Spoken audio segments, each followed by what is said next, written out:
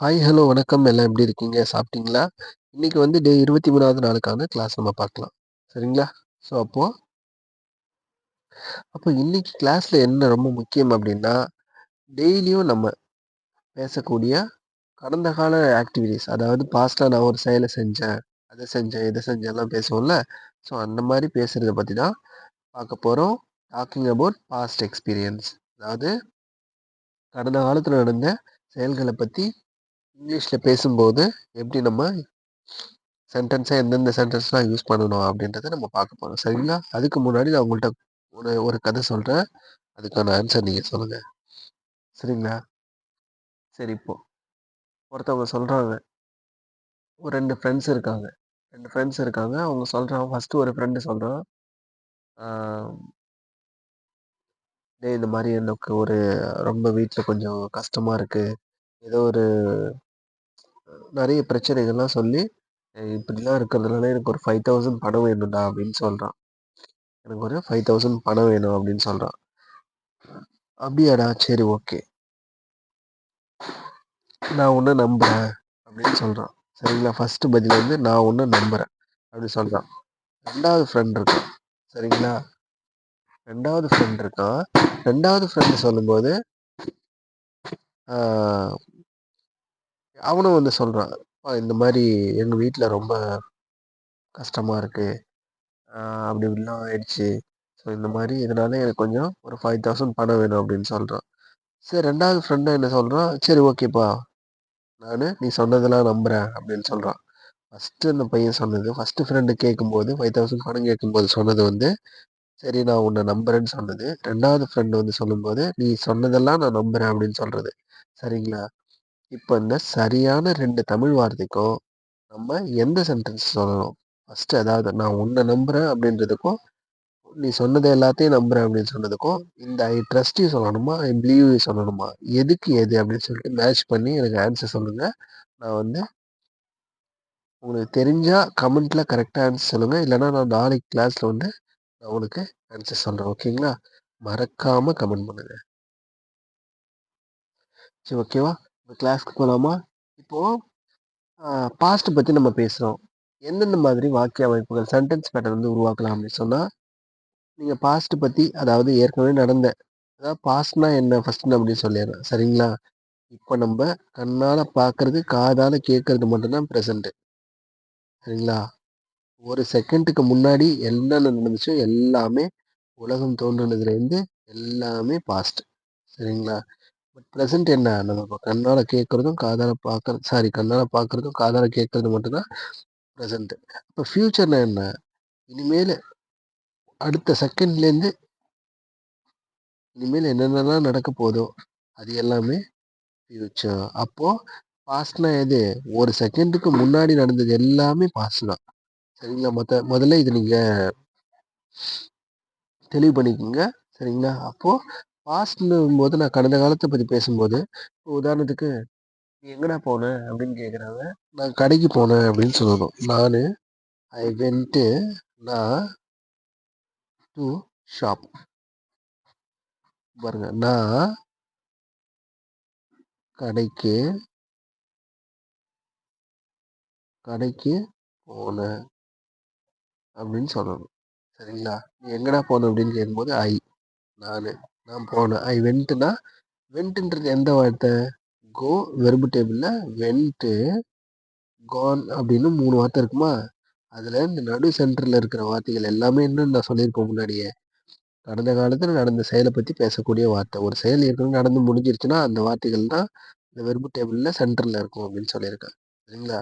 அப்ப கோன்னா subject I வர்றதால வென்ட்னா போனா அப்படின்னு வந்துரும். சாரி, நான் போனேன் அப்படின்னு வந்துரும். அப்போ நான் கடைக்கு போனேன். இதை நம்ம அப்படியே எப்படி எழுதணும்னா, ஐ வென்ட்னா போனேன். ஐ வென்ட்னா நான் போனேன். எங்க போனேன்? கடைக்கு. To shop.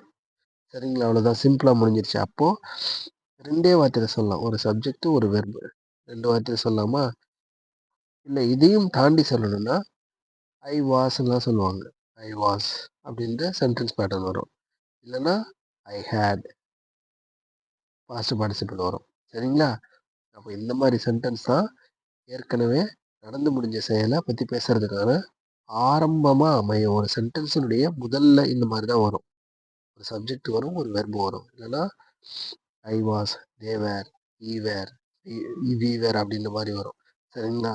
அடுத்தது ஐ ஹேட் பக்கத்துல ஒரு பாஸ்ட் பார்ட்டிசிபிள் போட்டு வரும். அப்ப இந்த மாதிரியான சென்டென்ஸ் தான் கடந்த காலத்துல நடந்த செயல பத்தி பேசுறது. பட் நம்ம இப்ப பார்க்க போறது 2, 2 வார்த்தை. அதாவது சிம்பிளா பாஸ்ட் பத்தி பேசணும். 2, 2 வார்த்தைன்னா நம்ம யார பத்தி பேசணுமோ அவங்க, அவங்க செஞ்ச செயல். சரிங்களா? ஓகே. இப்ப பார்க்கலாமா? ஓகே.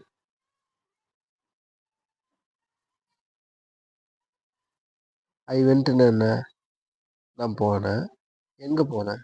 ஸ்கூலுக்கு. I went to school. சரிங்களா? நான் ஸ்கூலுக்கு போனேன். ஐ வாட்ச்ட்ன்னா நான் பார்த்தேன். வாட்ச்னா பார்க்குறது. வாட்ச்டுன்னா அந்த செயல கடந்த காலத்துல செஞ்சேன் அப்படின்ற மாரி மீனிங் வருது. அப்ப முன்னாடி என்ன வெர்ப் இருக்கு? ஐ இருக்கு. அப்போ ஐ வாட்ச்டுன்னா நான் பார்த்தேன். ஐ வாட்ச்னா இப்போ நான் பார்க்குறேன். ஐ வாட்ச்டுன்னா நானு பார்த்தேன். இப்போ அவ பார்த்தா அப்படின்னு சொல்லும்போது ஷி வாட்ச்ட். ஷி வாட்ச்ட் என்ன பார்த்தாங்க? மூவி. சரிங்களா? இப்போ எப்பப்பலாம் நான் இன்னொன்னு சொல்ல விரும்புறேன். ஒரு சப்ஜெக்ட் இருக்காங்க. அவங்க செய்யற செயல் இருக்கு. அந்த செயலால என்ன வருது? என்ன நடக்குது? நம்ம ஏதாவது ஒரு செயல் செஞ்சோம்னா, அதனோட அவுட்புட் வரும்ல. அதுதான் நம்ம என்ன சொல்லுவோம்? ஆப்ஜெக்ட்ன்னு சொல்லுவோம். ஆப்ஜெக்ட்ன்னு சொல்லுவோம். சரிங்களா? அப்ப இங்க பாருங்க. ஐ வென்ட்ன்னா நான் போனேன். எங்க போனேன்? ஸ்கூலுக்கு போனேன். ஐ வாட்ச்ன்னா நான் பார்த்தேன். என்ன பார்த்தேன்? ஒரு படம் பார்த்தேன். ஒரு மூவி பார்த்தேன். I watch a movie. சரிங்களா? அப்போ ஃபிலிம், மூவி அப்படின்ற வார்த்தைகளுக்குள்ள கம்பேர் பண்ணி இந்த 2மே கன்ஃப்யூஸ். ஒண்ணு தான். 2மே வந்து படம் அப்படின்னு தான் சொல்லுவோம். பட் ஃபிலிம் எங்க யூஸ் பண்ணுவாங்க? மூவி எங்க யூஸ் பண்ணுவாங்கன்னு சொல்லட்டுமா? ஃபிலிம் எங்க யூஸ் பண்ணுவாங்கன்னா, ஃபிலிம் இண்டஸ்ட்ரியில ஒர்க் பண்றவங்க மட்டும் தான் ஃபிலிம் அப்படின்ற வார்த்தை யூஸ் பண்ணுவாங்க. அதாவது ப்ரொஃபஷனலா இருக்கிறவங்க அந்த ஃபிலிம் அப்படின்ற வார்த்தைய யூஸ் பண்ணுவாங்க. மூவின்றது கேஷுவலா நம்ம எல்லாருமே பண்றது. சரிங்களா? ஆனா 2த்துக்குமே மீனிங் என்ன? படம் அப்படின்னு தான் பேரு. ஓகேங்களா? ஓகே. அப்போ ஐ வென்ட்ன்னா நான் போனேன். ஐ வென்ட் டு ஸ்கூல்னா நான் ஸ்கூலுக்கு போனேன். ஐ வாட்ச்டுன்னா நான் பார்த்தேன். ஐ வாட்ச்ட் எ மூவி அப்படின்னா நான் ஒரு படம் பார்த்தேன். ஐ மெட்னா நான் சந்திச்சேன். மெட்னா சந்திச்சேன். யார? My friend. என்னோட ஃப்ரெண்ட். ஐ மெட் மை ஃப்ரெண்ட்னா என்னோட ஃப்ரெண்ட மீட் பண்ணேன் அப்படின்னு அர்த்தம். சரிங்களா? ஓகே. நான் உங்களுக்கு எல்லாருக்கும் ஒரே ஒரு இத மட்டும் நீங்க சொல்லுங்க. ஆன்சர்ல கமெண்ட்ல மறக்காம சொல்லுங்க. உங்களோட ஃப்ளூயன்சி வந்து எப்படி இருக்குன்னு செக் பண்ணலாம். சரிங்களா? சரிங்களா? இப்போ ரீட் இருக்கு. வெர்ப் டேபிள்ல இந்த சென்டென்ஸ் எடுத்துக்கலாம். ரீடு, அடுத்ததும் ரீடு. இங்க என்ன வரும்? உங்களோட ஆன்சர் நீங்க சொல்லுங்க. சரிங்களா? ஃபர்ஸ்ட் பிரசன்ட் வெர்ப்ல பிரசன்ட் ரீடுன்னு இருக்கு. பாஸ்ட்ல வந்து ரீடுன்னு இருக்கு. பாஸ்ட் பார்ட்டிசிபிள் அதாவது ரீடோட பாஸ்ட் பார்ட்டிசிபிள் என்ன அப்படின்னு சொல்லுங்க. ஓகேங்களா? 2வது நான் கேட்கிற கொஸ்டின் வந்து என்னன்னா, இந்த 2த்துக்கு யார் யார் ஆன்சர் பண்றாங்கன்னு பார்க்கலாம். ரீடோட பாஸ்ட் பார்ட்டிசிபிள் என்ன? 2வது வந்து இந்த கடந்த கால ரீடினுடைய கடந்த கால வார்த்தைய வந்து நம்ம எப்படி சொல்லணும்? ப்ரொனவுன்ஸ் பண்ணணும் அப்படின்றது மட்டும் சொல்லுங்க. 2மே பார்க்கலாம். உங்களோட ஃப்ளூயன்சிய நம்ம இதில தான் பார்க்க போறோம். சரிங்களா? ஓகேவா? ரொம்ப ரொம்ப முக்கியமானது. சரிங்களா? கரெக்ட்டா சொல்லுங்க பார்ப்போம். ஓகே. அப்ப நான் எதுவும் சொல்லல. ஓகேங்களா? ஓகே. அப்ப நான் இத விட்டுட்டேன். அப்ப இங்க பாருங்க. ஐ ஏட்னா நான் சாப்பிட்டேன். என்ன சாப்பிட்டேன்? பிரேக்ஃபாஸ்ட். ஐ ஏட் பிரேக்ஃபாஸ்ட்னா நான் காலை உணவு சாப்பிட்டேன். பிரேக்ஃபாஸ்ட் அப்படின்றது காலையில சாப்பாடுற உணவ குறிக்கிற ஒரு வார்த்தை. இங்கிலீஷ் வார்த்தை. சரிங்களா? இப்ப என்ன சொல்றாங்க? ஏட்டுக்கு பதிலா ஹேடுன்னு சொல்லலாம். I had breakfast. சரிங்களா? இப்ப நான் பிரேக்ஃபாஸ்ட் சாப்பிடுறேன்னா எப்படி சொல்றது? இங்க பாருங்க. I have breakfast. சரிங்களா? இதுவே சாப்பிட்டேன்னா ஐ ஹேட் பிரேக்ஃபாஸ்ட். ஓகேவா? ஓகே. அடுத்து பார்க்கலாமா? I ate breakfast. I read book. Ate breakfast. I டிராங்க்னா நான் குடிச்சேன். என்ன குடிச்சேன்? காஃபி குடிச்சேன். ஐ ஸ்டடீட்னா நான் படிச்சேன். என்ன படிச்சேன்? இங்கிலீஷ் படிச்சேன். ஐ ஸ்டடீட் இங்கிலீஷ்னா நான் இங்கிலீஷ் படிச்சேன் அப்படின்னு அர்த்தம். அடுத்து ஐ டாக்டுன்னா நான் பேசினேன். யார் கூட பேசினேன்? With my teacher. நான் என்னோட டீச்சர் கூட பேசினேன். ஐ டாக்ட் வித் மை டீச்சர் அப்படின்னு அர்த்தம். அடுத்தது ஐ ஹெல்ப்டுன்னா நான் ஹெல்ப் பண்ணுனேன். உதவி பண்ணுனேன். யாருக்கு? My parents. I helped my parents அப்படின்னா நான் என்னோட அப்பா, அம்மாவுக்கு, பெற்றோர்களுக்கு உதவி செஞ்சேன் அப்படின்னு அர்த்தம். அடுத்தது ஐ விசிட்டட்னா நான் பார்த்தேன். இங்க பாருங்க. விசிட் பண்ணேன். நான் விசிட்டட்னா விசிட் பண்ணேன். சரிங்களா? ஓகே. அப்போ ஐ விசிட்டட் அப்படின்னா நான் விசிட் பண்ணேன். போய் பார்த்தேன். யார? என்னோட relatives. I visited my relatives. சரிங்களா?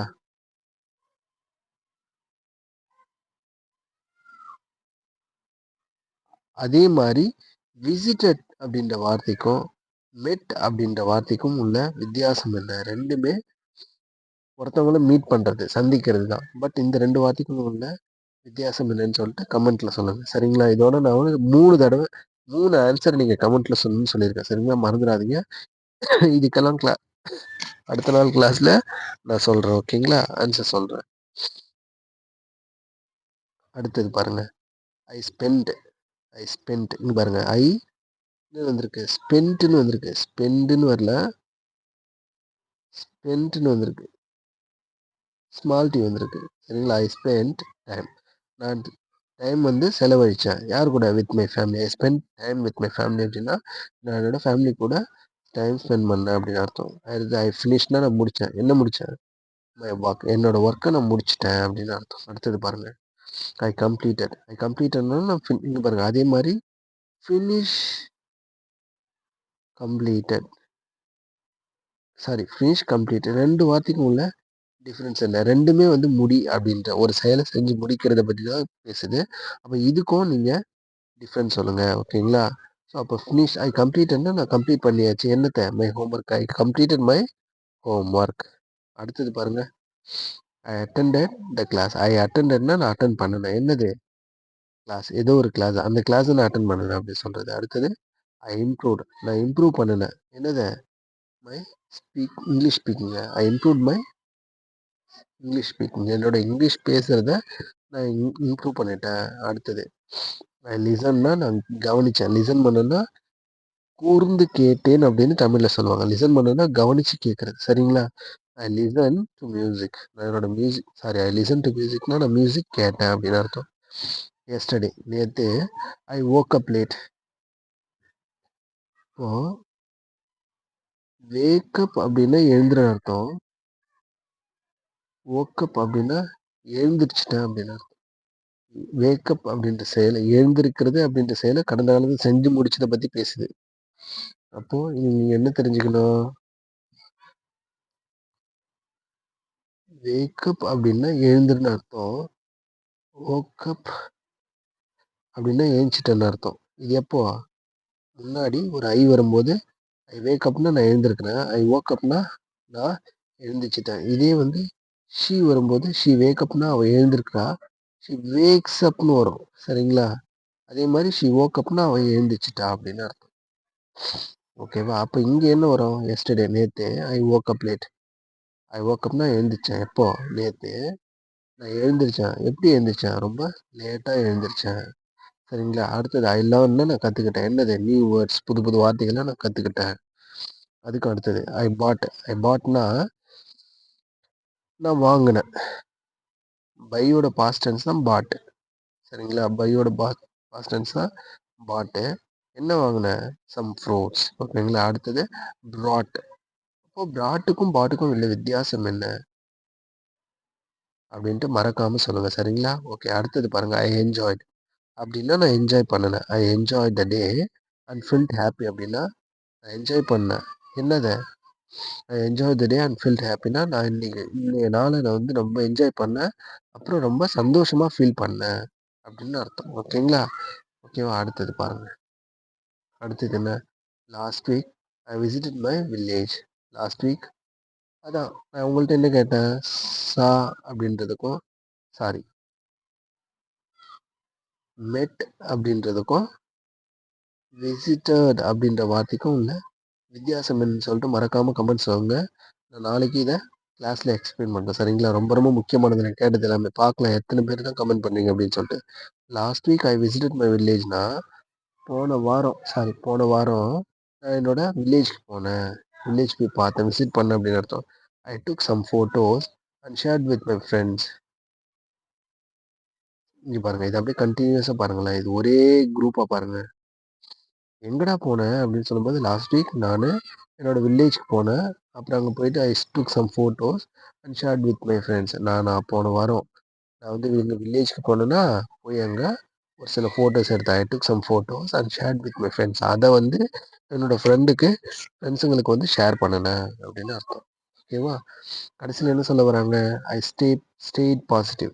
ஸ்டேட் பாசிட்டிவ்னா நம்ம எப்பவுமே பாசிட்டிவா இருப்பேன். ஐ ஸ்டேட்னா நீங்க வந்து தங்கு அப்படின்னு சொல்லாதீங்க. ஐ ஸ்டேட் பாசிட்டிவ்னா தங் பாசிட்டிவா இருந்தேன் அப்படின்னு சொல்ல முடியும். ஸோ அப்போ ஐ stay positive it was a memorable டே அப்படின்னா நான் பாசிட்டிவா இருந்தேன். ஸோ அதனால எனக்கு இது வந்து ஒரு மறக்க முடியாத நாளா இருந்தது. அப்போ இதுலேருந்து அப்படியே பாருங்களேன். லாஸ்ட் வீக் எங்கடா போனேன்? ஏய் உனக்கு தெரியாதா? லாஸ்ட் வீக் நானு எங்க வில்லேஜ்க்கு போனேன். Last week I visited my village and I took some photos. ஒரு சில ஃபோட்டோஸ் எடுத்தேன். அப்புறம் வந்து அதை என்னோட ஃப்ரெண்ட்ஸுக்கு வந்து ஷேர் பண்ணேன். Shirt with my friends. I state positive. நான் பாசிட்டிவாக ஃபீல் பண்ணேன். It was a memorable day. So finally it was a memorable டே. ஓகேங்களா? அப்போது இதோட இன்னைக்கு இந்த பாஸ்ட் பற்றி பேசக்கூடிய வார்த்தைகள் முடியுது. சரிங்களா? டே 23 வந்து நம்ம முடிச்சிட்டோம் வெற்றிகரமா. ஸோ பட் இங்கே நான் உங்களுக்கு என்ன சொல்ல வரேன் அப்படின்னா, இங்கே பாருங்க. இந்த வார்த்தைகள் எல்லாத்தையும் பாருங்க.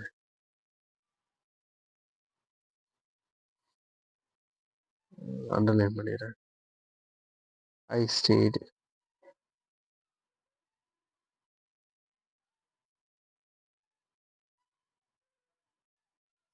இதுதான் இதுதான் பாஸ்ட். I enjoy. என்ஜாய் அப்படின்ற வார்த்தை ஒரு ஈடி சேர்த்து என்ஜாய்டு அப்படின்ற பாஸ்ட் டென்ஸ் வெர்ப் வந்துருச்சு. விசிட் அப்படின்ற வெர்பு கூட ஒரு ஈடி சேர்த்து விசிட்டட் அப்படின்ற பாஸ்ட் டென்ஸ் வந்துருச்சு. ஐ டுக்கு. டேக் அப்படின்ற வார்த்தையினுடைய பாஸ்ட் டென்ஸ் டுக்கு. அது ஐ டுக்குன்னு வந்துச்சு.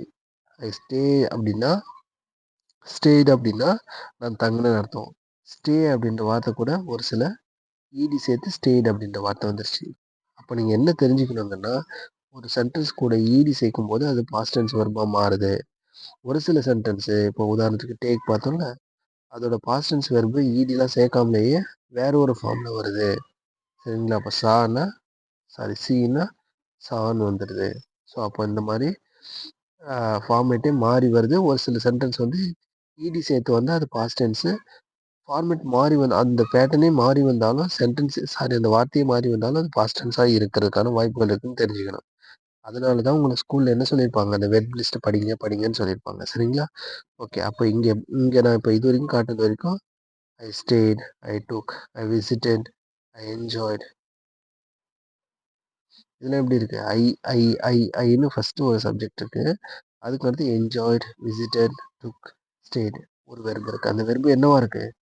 பாஸ்ட் டென்ஸ் வெர்பா இருக்கு. அப்போ ஒரு செயல் வந்து கடந்த காலத்துல தான் நடந்துச்சு அப்படின்னு சொல்லக்கூடிய வார்த்தை என்ன? அந்த பாஸ்ட் டென்ஸ் வெர்பு தான். ஓகேங்களா? அதுதான் ரொம்ப ரொம்ப முக்கியம். ஓகேங்களா? அப்படியே நிறைய பார்த்தாச்சு. இப்போ நான் என்னென்னா உங்கள்கிட்ட கேள்வி கேட்டேன். ப்ராட்டுக்கும் பாட்டுக்கும் உள்ள வித்தியாசம். பாட்டுக்கும் ப்ராட்டுக்கும் உள்ள வித்தியாசம் என்ன? விசிட்டட் அப்படின்ற வார்த்தைக்கும் மெட் அப்படின்ற வார்த்தைக்கும் உள்ள வித்தியாசம் என்ன? ஓகேங்களா? அடுத்தது அதான் விசிட்டட் மெட்டு உள்ள டிஃப்ரென்ஸ் என்ன அப்படின்னு பார்த்தோம். அடுத்தது சரிங்களா? பட் இப்போ என்ன பார்க்க போறோம் அப்படின்னா, ஐ ட்ரஸ்ட், ஐ பிலீவ். நான் அந்த சொன்ன கதைக்கு ஃபர்ஸ்ட் என்ன சொன்னேன்? நான் உன்னை நம்புறேன். 2வது வந்து ஓகே நீ சொன்னதெல்லாம் நான் நம்புறேன் அப்படின்னு அந்த ஃப்ரெண்டு வந்து ரிப்ளை பண்றான். அப்போ ஐ ட்ரஸ்ட் யூ அப்படின்ற வார்த்தை, ஐ பிலீவ் அப்படின்ற வார்த்தை, இது ரெண்டுத்தையும் ஃபர்ஸ்ட் நான் சொன்ன 2 தமிழ் சென்டென்ஸ் கூட கரெக்டாக மேட்ச் பண்ணுங்க.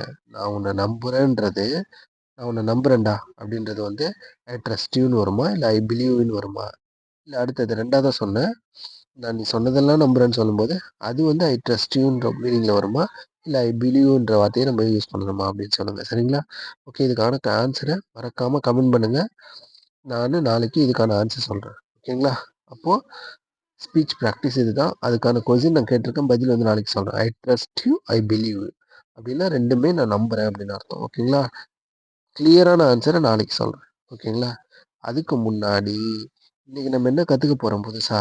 ஒரு சில வார்த்தைகள கத்துக்க போறோம். நோ திஸ் வேர்ட் அப்படின்னு ஒரு சின்னதா ஒரு 3, 4 வார்த்தை கத்துக்கிற மாரி ஒண்ணு ஆட் பண்ணியிருக்கேன். பாருங்க. அப்சல்யூட், அப்சல்யூட்லி அப்படின்னு அப்சல்யூட் அப்படின்னு ஒரு வார்த்தை பார்த்துருப்போம். அப்சல்யூட் அப்படின்னு ஒரு வார்த்தை. அது கூட ஒரு எல்ஒய் சேர்ந்து அப்சல்யூட்லின்னு வருது. எப்பவுமே ஒரு வார்த்தை கூட எல்ஒய் சேர்ந்துச்சுன்னா அதை வந்து நம்ம அட்வர்பா நினைக்கலாம். ஏன்னா அட்வர்ப் ஃபார்ம் வந்து லாஸ்ட்ல எல்ஒய்ன்னு வருது. சரிங்களா? கிளீன்லி, பியூட்டிஃபுல்லி. சரிங்களா? ஸோ இதெல்லாம் அப்ஜெக்டிவா நம்ம படிச்சிருக்கோம். ஓகேங்களா? அப்போ அப்சல்யூட்லி அப்படின்னா முற்றிலும் அப்படின்னு அர்த்தம். அப்சல்யூட்லி அப்படின்னா உண்மையாதான்ப்பா. அப்சல்யூட்லி அப்படின்னா உண்மையாதான், முற்றிலும் உண்மை அப்படின்ற மாதிரி மீனிங்ல வருது. சரிங்களா? அப்போ 2வது பாருங்க, அப்யூஸ். அப்யூஸ் அப்படின்ற வார்த்தை வந்து வெர்பா வருது. இப்போ நம்ம இதை பாஸ்ட் டென்ஸ் வெர்பா மாத்தணும்னா எப்படி மாத்தணும்? He abused. சரிங்களா? அவ ஏமாத்திட்டா. ஃபர்ஸ்ட் அபியூஸ்க்கு மீனிங் சொல்றேன். அபியூஸ் அப்படின்னா என்னன்னு அர்த்தம்? ஏதோ ஒண்ண தவறாக பயன்படுத்து அப்படின்னு அர்த்தம்.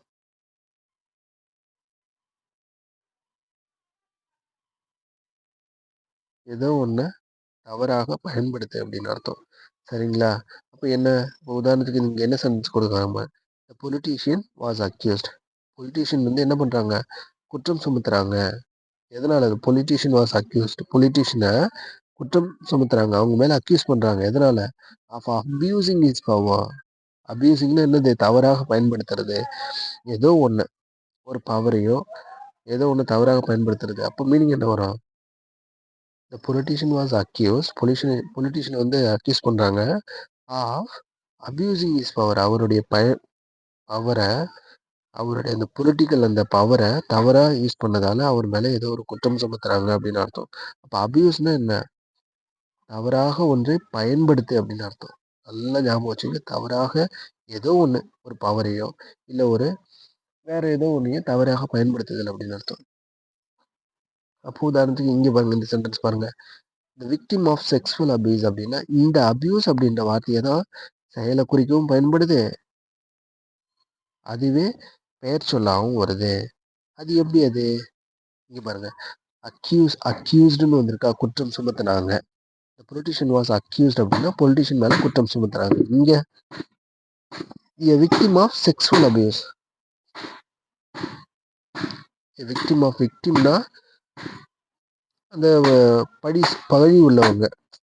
விக்டிம்னா சரிங்களா, பழி உள்ளவங்க. அதான் அந்த கொடியவர் அப்படின்னு வச்சுக்கோங்க. விக்டிம் ஆஃப் செக்ஸுவல் அபியூஸ் அப்படின்னா அவன் எந்த மாதிரியான விக்டிம்? சரிங்களா? அந்த எந்த மாதிரியான விக்டிம்னா செக்ஸுவல் அபியூஸ். அதாவது தவறா ஏதோ ஒரு செக்ஸுவலி ஏதோ ஒரு தவறா பயன்படுத்துறதுனால, ஒரு செயலை செஞ்சதுனால அவன் வந்து ஒரு விக்டிமா அவன் கருதப்படுறான். சரிங்களா? ஓகே. அப்போ இங்க பாருங்க. இந்த இடத்துல அபியூஸ் அப்படின்றது வந்து நவுனாகவும், பொலிட்டிஷியன் வாஸ் அக்யூஸ்ட் அப்படின்ற இடத்துல வெர்பாவும் பயன்படுது. ஸோ அபியூசிவ் ரிமார்க் அப்படின்னா இந்த அபியூசிவ் அப்படின்ற வார்த்தை அட்ஜெக்டிவா வருது. அட்ஜெக்டிவ்னா என்ன? ரிமார்க்னா என்ன? ரிமார்க்னா ஏதோ ஒரு குறிப்பு அப்படின்னு. அப்போ அபியூசிவ் ரிமார்க் அப்படின்னா என்னது? ஷி ஹாஸ் அன் அபியூசிவ் ரிமார்க்னா அவன் ஏதோ ஒன்றை தவறாக பயன்படுத்தியதற்கான ஒரு ரிமார்க் இருக்கு. சரிங்களா? அப்போ அபியூசிவ் ரிமார்க்னா அந்த ரிமார்க் எப்படியாப்பட்டது? ரொம்ப ஏதோ ஒன்று தவறான பயன்படுத்துனதுக்கான ரிமார்க்கா இருக்கு அப்படின்னு சொல்றாங்க. சரிங்களா? இப்போ ஒன்றும் இல்லை. வெர்ப் அப்படின்ற வார்த்தையிலேருந்து அட்ஜெக்டிவ் அப்படின்ற வார்த்தை பார்க்குறோம். நவுன் அப்படின்ற வார்த்தை பார்க்குறோம். சரிங்களா? அப்போ இங்க வெர்பு வந்து அபியூஸ். இதே பாஸ்ட் டென்ஸ் வெர்பா மாறிச்சுன்னா அது அக்யூஸ்ட். ஒரு நிமிஷம் இருங்க. இப்போ இது வந்து வெர்பு. இதுலேருந்து நவுனும் பார்க்கணும், இதுலேருந்து அட்ஜெக்டிவும் பார்க்கணும், இதுலேருந்து அட்வெர்பும் நம்ம எடுத்துக்கிறோம். அப்போ அபியூஸ்னா ஒன்றின் மேலே இல்லை ஒருத்தவங்க வந்து ஏதோ ஒன்று தவறாக பயன்படுத்தினாங்கன்னா அதுக்கு பேர் தான் அபியூஸ் பண்ணுறது. அப்போ இந்த இடத்துல என்ன வரும்? பொலிட்டிஷியன் வாஸ் அக்யூஸ்னா பொலிட்டிஷியன் வந்து குற்றம் சுமத்துறாங்க. எதுக்கு? Of abusing is power. அவங்களோட பவரை, பொலிட்டிக்கல் பவரை தப்பாக பயன்படுத்துறதுக்காக அந்த பொலிட்டிஷியன் மேலே குற்றம் சுமத்திட்டாங்க அப்படின்னு அர்த்தம். A victim of sexual abuse அப்படின்னா அந்த விக்டிம் எந்த மாதிரியான ஆளு? ஒரு ஓகே, அடுத்தது இங்க பாருங்க.